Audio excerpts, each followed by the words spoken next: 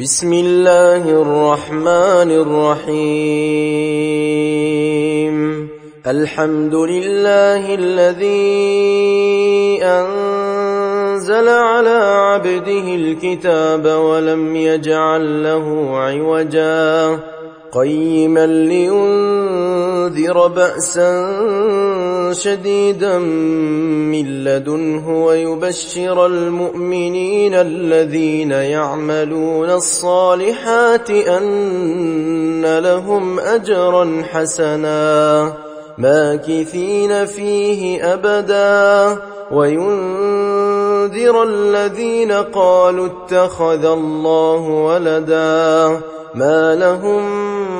به من علم ولا لآبائهم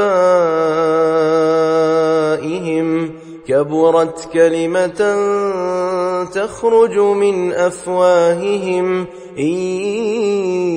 يقولون إلا كذبا فلعلك باخع نفسك على آثارهم إن لم يؤمنوا بهذا الحديث أسفا إنا جعلنا ما على الأرض زينة لها لنبلوهم أيهم أحسن عملا وإنا لجاعلون ما عليها صعيدا جرزا أم حسبت أن أصحاب الكهف والرقيم كانوا من آياتنا عجبا إذ أوى الفتية إلى الكهف فقالوا ربنا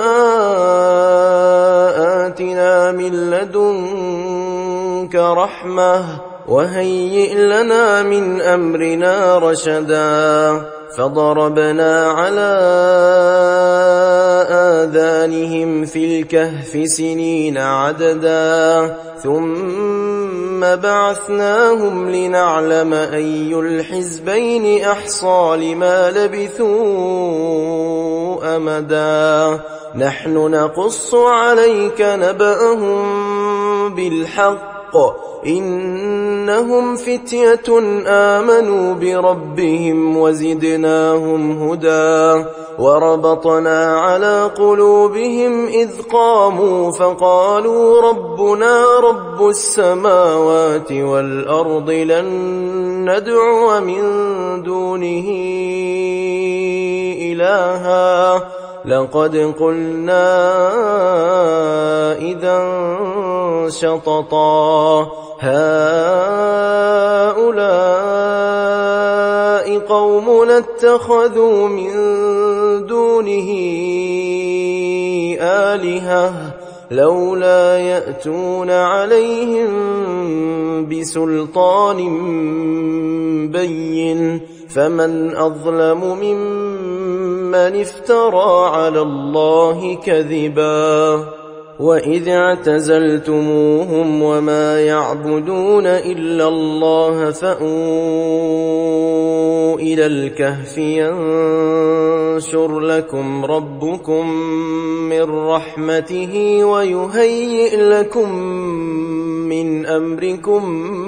مرفقا وترى الشمس إذا طلعت تزاور عن كهفهم ذات اليمين وإذا غربت تقرضهم ذات الشمال وهم في فجوة منه ذلك من آيات الله من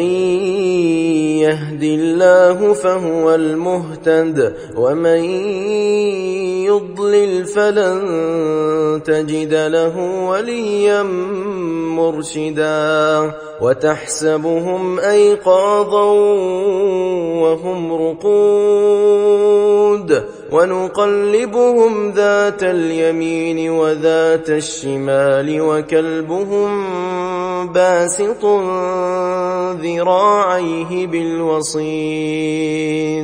لو اطلعت عليهم لوليت منهم فرارا ولملئت منهم رعبا وكذلك بعثناهم ليتساءلوا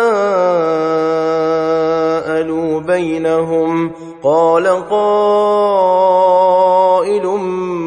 منهم كم لبثتم قالوا لبثنا يوما أو بعض يوم قالوا ربكم أعلم بما لبثتم فابعثوا أحدكم بورقكم هذه إلى المدينة فلينظر أيها أزكى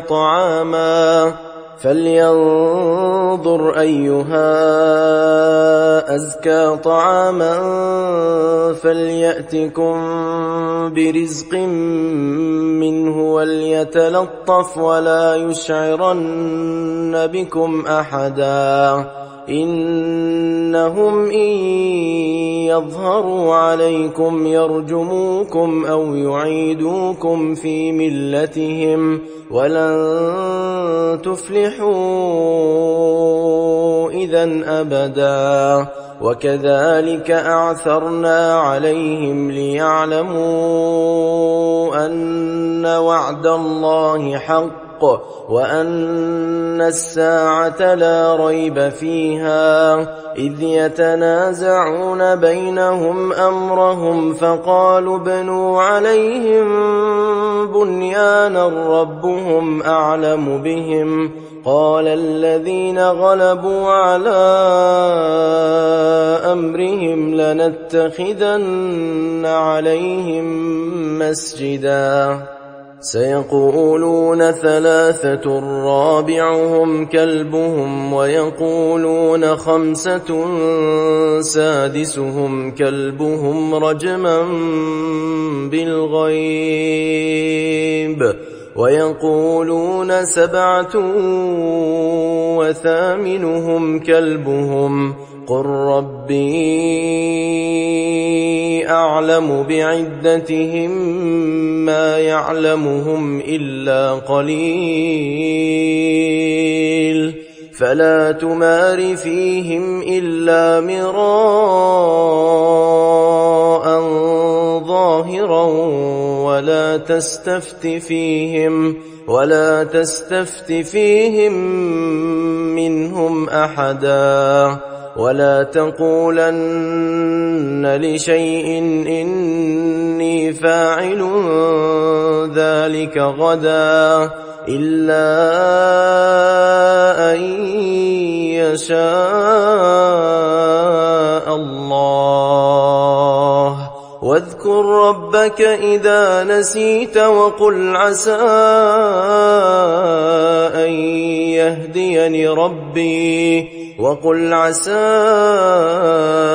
أن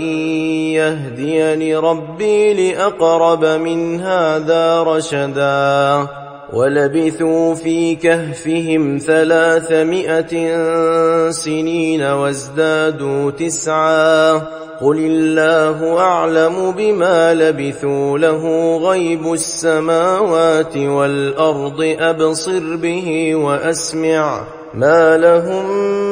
من دونه من ولي ولا يشرك في حكمه أحدا واتل ما أوحي إليك من كتاب ربك لا مبدل لكلماته ولن تجد من دونه ملتحدا واصبر نفسك مع الذين يدعون ربهم بالغداة والعشي يريدون وجهه ولا تعد عيناك عنهم تريد زينة الحياة الدنيا ولا تطع من أغفلنا قلبه عن ذكرنا واتبع هواه وكان أمره فرطا وقل الحق من ربكم فمن شاء فليؤمن ومن شاء فليكفر إنا أعتدنا للظالمين نارا أحاط بهم سرادقها وإن يستغيثوا يغاثوا بماء كالمهل يشوي الوجوه بئس الشراب وساءت مرتفقا إن الذين آمنوا وعملوا الصالحات إنا لا نضيع أجر من أحسن عملا أولئك لهم جنات عدن تجري من تحتهم الأنهار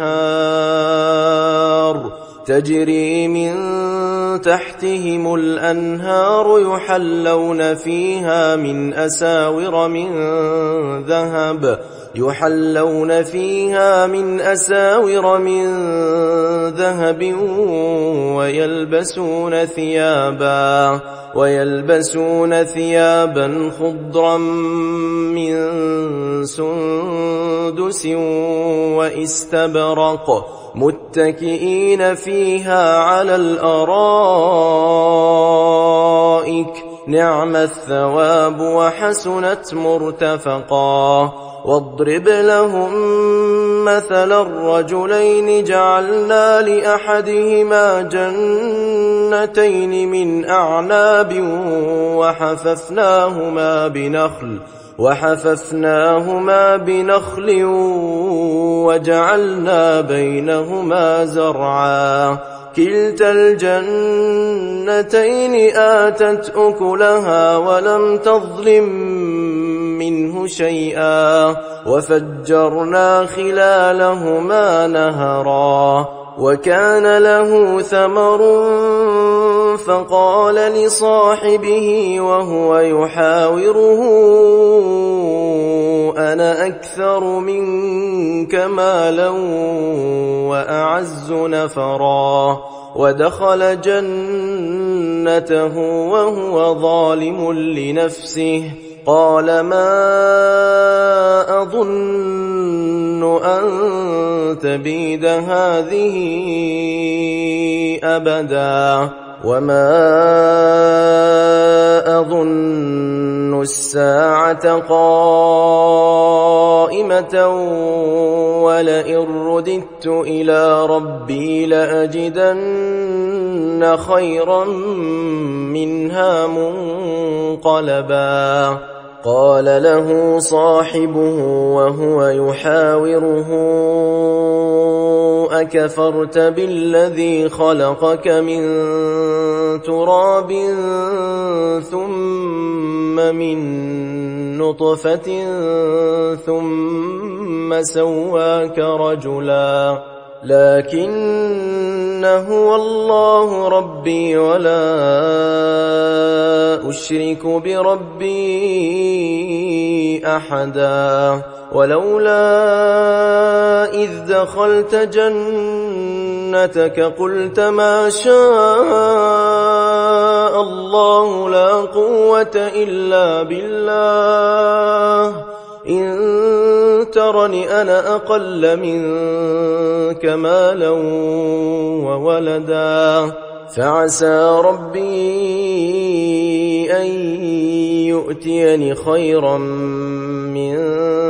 جنتك ويرسل عليها حسبانا من السماء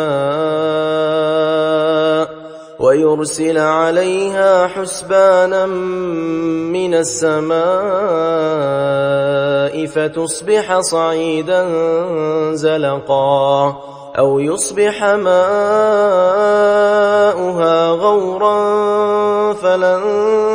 تستطيع له طلبا وأحيط بثمره فأصبح يقلب كفيه على ما فانفق فيها وهي خاوية على عروشها ويقول يا ليتني لم أشرك بربي أحدا ولم تكن له فئة ينصرونه من دون الله وما كان منتصرا هنالك الولاية لله الحق هو خير ثوابا وخير عقبا واضرب لهم مثل الحياة الدنيا كماء إن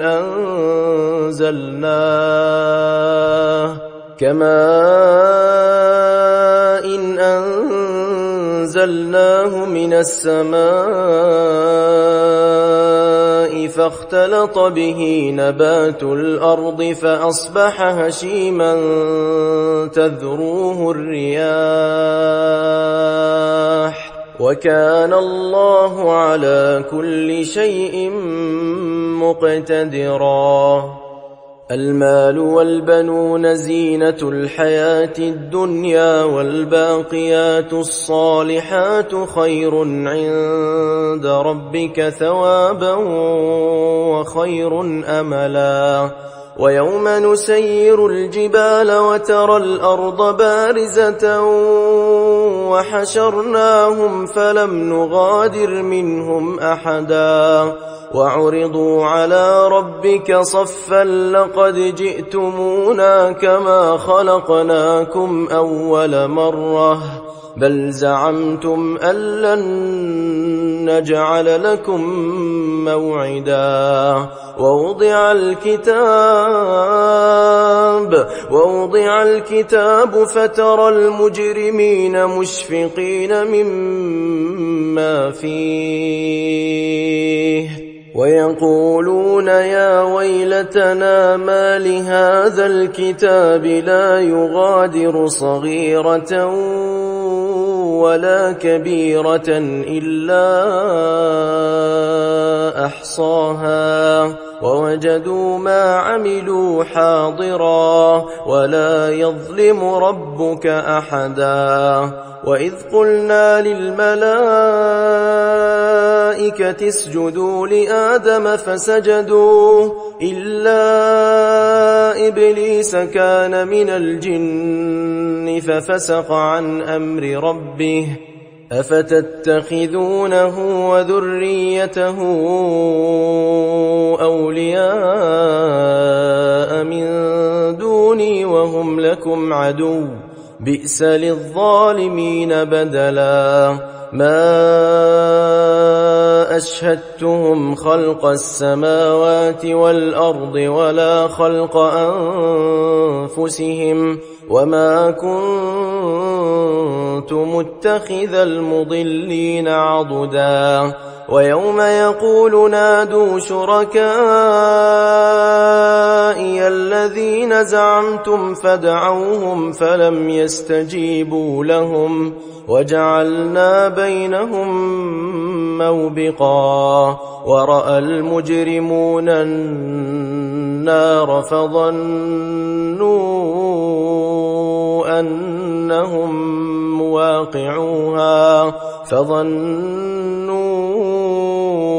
أنهم مواقعوها ولم يجدوا عنها مصرفا ولقد صرفنا في هذا القرآن للناس من كل مثل وكان الإنسان أكثر شيء جدلا وما منع الناس أن يؤمنوا إذ جاءهم الهدى ويستغفروا ربهم إلا أن تأتيهم سنة الأولين أو يأتيهم العذاب قبلا وما نرسل المرسلين إلا مبشرين ومنذرين ويجادل الذين كفروا بالباطل ليدحضوا به الحق واتخذوا آياتي وما أنذروا هزوا ومن أظلم ممن ذكر بآيات ربه فأعرض عنها ونسي ما قدمت يداه إنا جعلنا على قلوبهم أكنة أن يفقهوه وفي آذانهم وقرا وإن تدعهم إلى الهدى فلن يهتدوا إذن أبدا وربك الغفور ذو الرحمة لو يؤاخذهم بما كسبوا لعجل لهم العذاب بل لهم موعد لن يجدوا من دونه موئلا وتلك القرى أهلكناهم لما ظلموا وجعلنا لمهلكهم موعدا وإذ قال موسى لفتاه لا أبرح حتى أبلغ مجمع البحرين أو أمضي حقبا فلما بلغا مجمع بينهما نسيا حوتهما فاتخذ سبيله في البحر سربا فلما جاوزا قال لفتاه آتنا غداءنا لقد لقينا من سفرنا هذا نصبا قال أرأيت إذ أوينا إلى الصخرة فإني نسيت الحوت وما أنسانيه إلا الشيطان أن أذكره واتخذ سبيله في البحر عجبا قال ذلك ما كنا نبغ فارتدا على آثارهما قصصا فوجدا عبدا من عبادنا آتيناه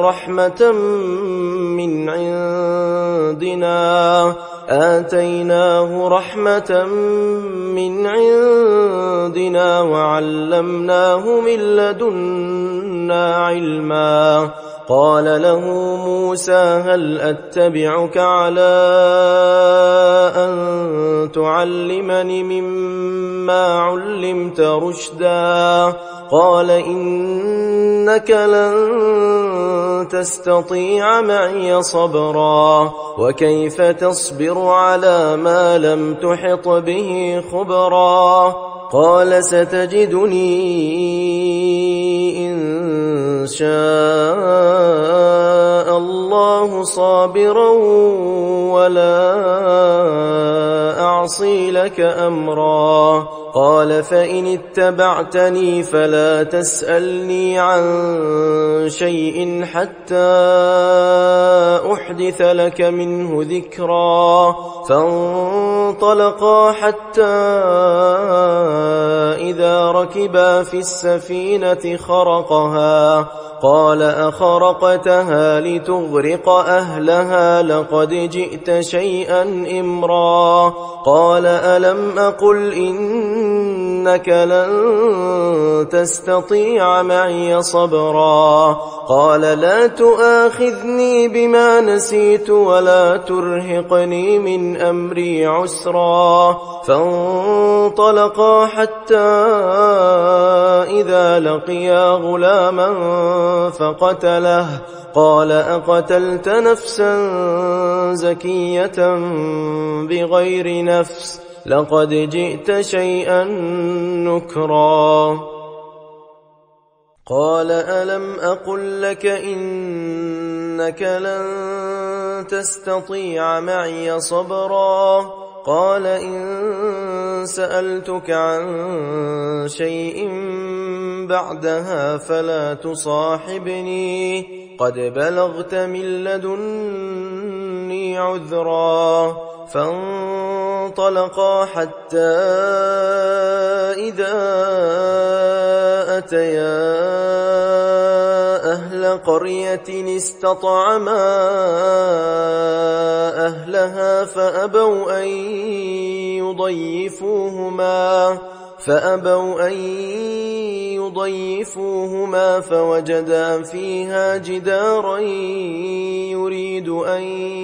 ينقض فأقامه قال لو شئت لاتخذت عليه أجرا قال هذا فراق بيني وبينك سأنبئك بتأويل ما لم تستطع عليه صبرا أما السفينة فكانت لمساكين يعملون في البحر فأردت أن أعيبها وكان وراءهم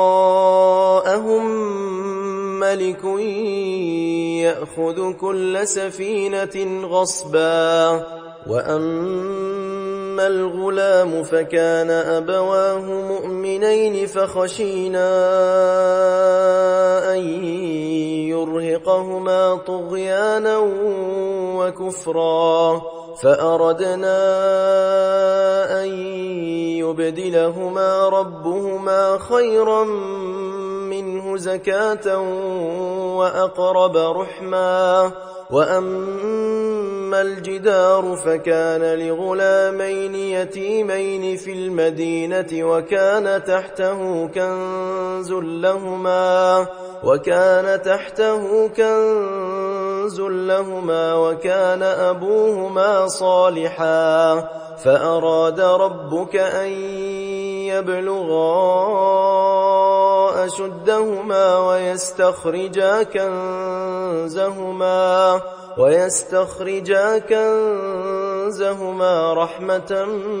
من ربك وما فعلته عن أمري ذلك تأويل ما لم تسطع عليه صبرا ويسألونك عن ذي القرنين قل سأتلو عليكم منه ذكرا إنا مكنا له في الأرض وآتيناه من كل شيء سببا فأتبع سببا حتى إذا بلغ مغرب الشمس وجدها تغرب في عين حمئة ووجد عندها قوما قلنا يا ذا القرنين إما أن تعذب وإما أن تتخذ فيهم حسنا قال أما من ظلم فسوف نعذبه ثم يرد إلى ربه فيعذبه عذابا نكرا وأما من آمن وعمل صالحا فله جزاء الحسنى وسنقول له من أمرنا يسرا ثم أتبع سببا حتى إذا بلغ مطلع الشمس وجدها تطلع على قوم لم نجعل لهم من دونها سترا كذلك وقد أحطنا بما لديه خبرا ثم أتبع سببا حتى إذا بلغ بين السدين وجد من دونهما قوما لا يكادون يفقهون قولا قالوا يا ذا القرنين إن يأجوج ومأجوج مفسدون في الأرض فهل نجعل لك خرجا على أن تجعل بيننا وبينهم سدا قال ما مكني فيه ربي خير فأعينوني بقوة أجعل بينكم وبينهم ردما آتوني زبر الحديد حتى إذا ساوى بين الصدفين قال انفخوا حتى إذا جعله نارا قال آتوني أفرغ عليه قطرا فما استطاعوا أن يظهروه وما استطاعوا له نقبا قال هذا رحمة من ربي فإذا جاء وعد ربي جعله دكاء وكان وعد ربي حقا وتركنا بعضهم يومئذ يموج في بعض ونفخ في الصور فجمعناهم جمعا وعرضنا جهنم يومئذ للكافرين عرضا الذين كانت أعينهم في غطاء عن ذكري وكانوا لا يستطيعون سمعا أفحسب الذين كفروا أن يتخذوا عبادي من دوني أولياء إنا أعتدنا جهنم للكافرين نزلا قل هل ننبئكم بالأخسرين أعمالا الذين ضل سعيهم في الحياة الدنيا وهم يحسبون أنهم يحسنون صنعا أولئك الذين كفروا بآيات ربهم ولقائه فحبطت أعمالهم فلا نقيم لهم يوم القيامة وزنا ذلك جزاؤهم جهنم بما كفروا واتخذوا آياتي ورسلي هزوا إن الذين آمنوا وعملوا الصالحات كانت لهم جنات الفردوس نزلا خالدين فيها لا يبغون عنها حولا قل لو كان البحر مدادا لكلمات ربي لنفد البحر قبل أن تنفد كلمات ربي ولو جئنا بمثله مددا قل إنما أنا بشر مثلكم يوحى إلي أنما إلهكم إله واحد فمن كان يرجو لقاء ربه فليعمل عملا صالحا ولا يشرك بعبادة ربه